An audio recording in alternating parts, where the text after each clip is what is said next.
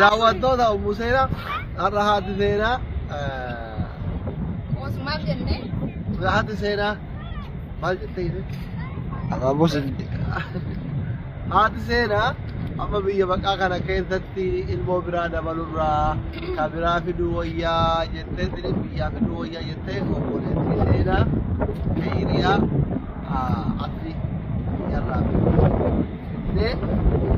dhufaa jirti. Dirree xayyaaraa jirra. Xayyaaraan keessa jirti. Duuba ishee xiyyaarri kun osoo irraa bu'aaraa kun argitanii argaa jiran Itiyoopiyaa Itoophiyaa dhufaa jirti. Kanaafi intala hangafa jalqaba irratti ilmoo barannee simachuu dirree xiyyaaratti eegaarraa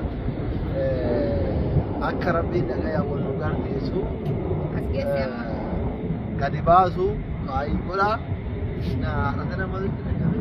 Gammachuudha amma guyyaa meeqa eegnee yeroo meeqa dhufaarti jennee manaas baanee hafnee amma inshaallah kun kan dhumaatti dhuftee as seenteetti. Dayida halkan sa'a sagaliitti jirra. Egaa uummanni guutuun nu wajjin ka'ee Gadda kun amma jiru. ይዤልሽ መጣሁኝ የፍቅር ስጦታዬ አሁን ወርቅ አይደለም ቁንኪ ነሱ ልቤ አሁን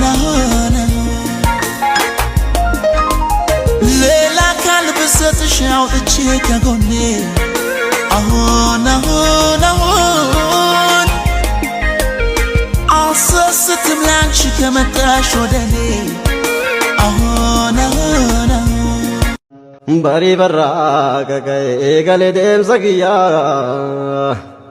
Dhiiran sochoofne niyaan namni badee na boo'u eega kiyyaa namni badee na boo'u eega kiyyaa Bari barra kakae gale dem sakiya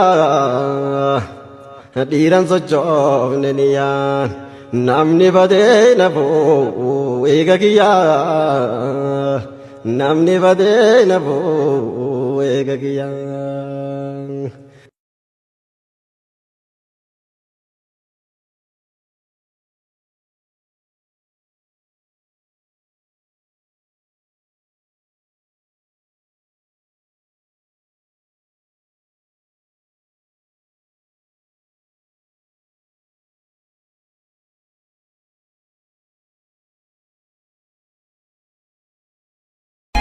ይዤልሽ መጣሁኝ የፍቅር ስጦታዬ አሁን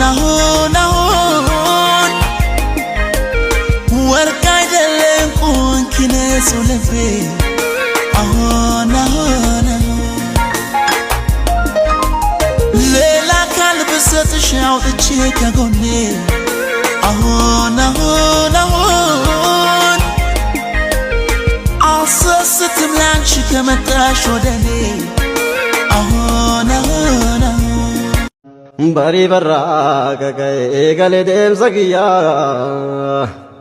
Dhiiran sochoofne niyaan namni badee na boo'u eega kiyyaa namni badee na boo'u eega kiyyaa Bari barra kakae gale dem sakiya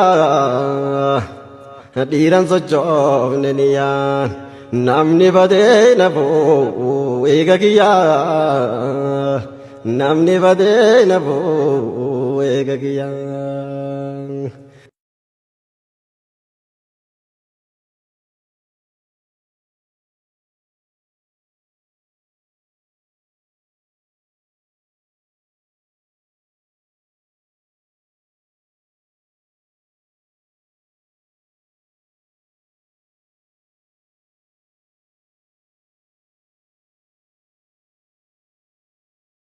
Daawwattoota Museenaa har'a haati seenaa Maal jennee? haati seenaa maal jettee haati seenaa amma biyya baqaa kana keessatti ilmoo biraa dabalurraa ka biraa fiduu wayyaa jettee biyyaa fiduu wayyaa jettee obboleettii seenaa hiriyaa asii biyyarraa dhufaa jirti.